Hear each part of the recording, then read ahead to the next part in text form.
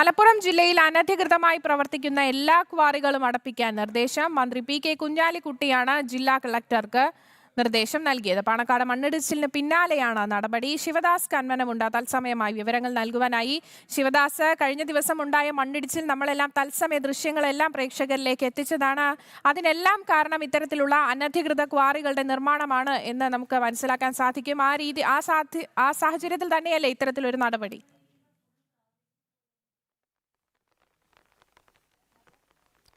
തീർച്ചയായും ഇപ്പോൾ വ്യവസായ വകുപ്പാണ് അത്തരത്തിൽ ഒരു നിർദ്ദേശം നൽകിയിരിക്കുന്നത്. അതായത് മലപ്പുറം ജില്ലയിൽ നിരവധി ഇടങ്ങളിൽ അനധികൃതമായി ക്വാറികൾ പ്രവർത്തിക്കുന്നുണ്ട്.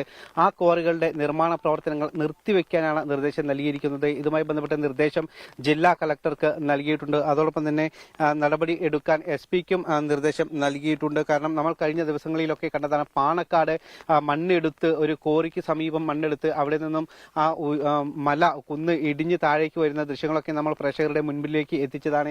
ഇതിന്റെ കൂടി അടിസ്ഥാനത്തിലാണ് ഇത്തരത്തിലുള്ള ഒരു നിർദ്ദേശം ഇപ്പോൾ വ്യവസായ വകുപ്പ് മന്ത്രി തന്നെ നൽകിയിരിക്കുന്നത്. സമാനമായ ഒരു സ്ഥലത്ത് തന്നെയാണ് ഞാനിപ്പോൾ നിൽക്കുന്നതും. അതായത് എടയൂർ പഞ്ചായത്തിലെ പാലേപ്പറമ്പ് എന്ന സ്ഥലത്താണ് ഞാനിപ്പോൾ നിൽക്കുന്നത്. ഇവിടെ നിന്നും ഇത്തരത്തിൽ ഒരു ഇതിന് തൊട്ട് സമീപം തന്നെ കോറിയാണ് ഉള്ളത്. കോറിയുടെ ആവശ്യത്തിന് വേണ്ടി ഇവിടെ നിന്നും മണ്ണെടുത്തിരുന്നു. അതോടൊപ്പം തന്നെ കല്ല് അടക്കം വെട്ടിയിട്ടുണ്ട്. ഇപ്പോൾ ഈ കുന്ന് ഇടിഞ്ഞുകൊണ്ടിരിക്കുന്ന ഒരു സാഹചര്യമാണ് ഉള്ളത്. ഇതിന് താഴെ നിരവധി വീടുകൾ ഉണ്ട്. ഏകദേശം 40-ലേറെ വീടുകൾ ഇവിടെ ഉണ്ട്. ആ വീടുകളിലേക്കൊക്കെ തന്നെ ഈ മണ്ണ് ഇടിഞ്ഞ് വീഴും. അപ്പോൾ വലിയൊരു അപകടാവസ്ഥയിൽ തന്നെയാണ് ഇപ്പോൾ നിലവിൽ ഈ ഒരു പ്രദേശം നിലനിൽക്കുന്നത്, പാലേപ്പറമ്പ് എന്ന പ്രദേശം നിലനിൽക്കുന്നത്. ഇപ്പോൾ നമ്മൾ ഈ ദൃശ്യങ്ങളിൽ കാണാം, നിരവധി യുവാക്കൾ ഇവിടെ തേർപ്പായ വലിച്ചു കെട്ടിക്കൊണ്ടിരിക്കുന്നുണ്ട്. ആ തേർപ്പായ ഇവിടെ വിള്ളൽ രൂപപ്പെട്ടിട്ടുണ്ട്. ആ വിള്ളലുകൾ മറയ്ക്കുന്നതിന് വേണ്ടിയിട്ട്, മൂടുന്നതിന് വേണ്ടിയിട്ടാണ് ആ തേർപ്പായകൾ ഇവിടെ വെച്ചുകൊണ്ടിരിക്കുന്നത്. കാരണം അതിലേക്ക് മഴ പെയ്യുമ്പോൾ, വീണ്ടും ആ വിള്ളലിലേക്ക് മഴ പെയ്യുമ്പോൾ ഒരു വലിയ അപകടത്തിനുള്ള സാധ്യത ഉണ്ട്. അപ്പോൾ മഴവെള്ളം ആ തേർപ്പായയിലേക്ക് എത്തുന്നതിന് വേണ്ടി, അല്ലെങ്കിൽ വിള്ളലിലേക്ക് പോകാതിരിക്കുന്നതിന് വേണ്ടി ഈ യുവാക്കൾ ഏകദേശം ദിവസങ്ങളോളമായി അവർ പലപ്പോഴും ഇതിന്റെ ജോലിക്കൊന്നും പോകാതെ അവർ ഇവിടെ നിൽക്കുകയാണ്. കാരണം ഇതിന് തൊട്ട് താഴെ താമസിക്കുന്ന ആളുകളാണ് ഇവർ. അവർക്ക് ജോലിക്ക് പോലും പോകാൻ കഴിയാത്ത ഒരു സാഹചര്യം നിലനിൽക്കുന്നുണ്ട്. കാരണം നിങ്ങൾക്ക് ഇപ്പോൾ ജോലിക്ക് പോലും പോകാൻ കഴിയാതെ ഇവിടെ ഇതിനു വേണ്ടി കാവൽ നിൽക്കേണ്ട ഒരു സാഹചര്യം ഇല്ലേ? അതെ, വളരെ പ്രയാസകരമാണ്. നമ്മളിപ്പോ 2-3 ദിവസമായി വർക്കിന് പോയിട്ട് ഇപ്പോ ഇന്നാണിപ്പോ ചെറിയ രീതിയിലെങ്കിലും ഇപ്പൊ ദാർപ്പായി കവർ, എന്നാലും ഫുൾ ഏരിയ കവർ ചെയ്തിട്ടില്ല. ഞങ്ങൾ തന്നെ കണ്ടില്ല ഇപ്പോ ഇതിന്റെ അവസ്ഥ. ഇവിടെ വളരെ ഡേഞ്ചർ അവസ്ഥയാണ് ഇത്. നമ്മള് ഇപ്പൊ നിങ്ങൾക്ക് തന്നെ കണ്ടാൽ മനസ്സിലാവും, ഇത്രയും കവർ ഇനി ഒരുപാട് ഏരിയ ഇനിയും കവർ ചെയ്യാണ്ട്. ഇവരൊക്കെ ഒന്നും കവർ ചെയ്തില്ല. ആ ഏരിയ നിങ്ങൾ കണ്ടില്ലേ, ചെറുതായിട്ട് പാല ഏരിയ അത്. ഈ മഴയത്ത് ഇങ്ങനെ പൊളിഞ്ഞ് വീണതാണ്. ഇത് ഇടിഞ്ഞ വിള്ളൽ വീണാണ്.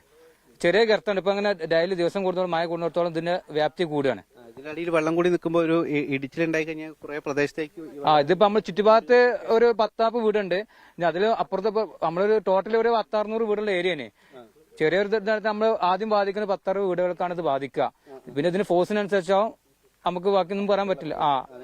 അപ്പൊ ഇതിന്റെ ഒരു രാത്രി ശരിക്കും സ്വസ്ഥമായിട്ട് ഉറങ്ങാൻ പോലും കഴിയാത്തൊരു സാഹചര്യം, പ്രത്യേകിച്ച് മഴക്കാലത്തൊക്കെ വളരെ പ്രയാസമാണ്. വെച്ചാൽ നമ്മളിപ്പോ നിൽക്കുന്നത് നമ്മള് ബന്ധു വീട്ടിലാണ് രാത്രി പോണത്.